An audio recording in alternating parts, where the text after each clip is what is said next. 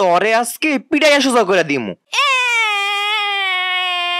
প্রতিদিন একই বাহানা, পড়াশোনার মধ্যে কোনো মন নাই, সারাদিন খালি খেলার খেলা। থাক থাক, এইবারের মতো মাফ করে দে, আজকে থেকে ভালো মতো পড়াশোনা করবে। তুমি চুপ থাকো, তোমার জন্য আজকে তোমার মেয়ের এই অবস্থা। এই জন্যই বলি সময় মতো পড়াশোনাটা করিস। তোর নামে তোর ভাইয়ার কাছে স্কুল থেকে বিচার দিছে, আর তোর ভাইয়ার রাগ তো জানিস। তোর ভাই একবার খেপে গেলে আমার কথাও মানে না। যা এইবার গিয়ে ভাত খা। না, ভাত খামু না। তোর বোন কোনো পড়াশোনাই করে না, সারাদিন শুধু খেলাধুলা আর দুষ্টামি করে, সব দোষ তোর। ঠিক আছে, আজকে বোনের সামনে এমন একটা নাটক করমু, পরে দেখবা আমার নাম শুনলে ভয় পাবে।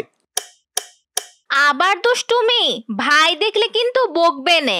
ওরে বাবা রে! কি ভাত খাবি না? দাঁড়া, তোর ভাইকে ডাক দিতাছি।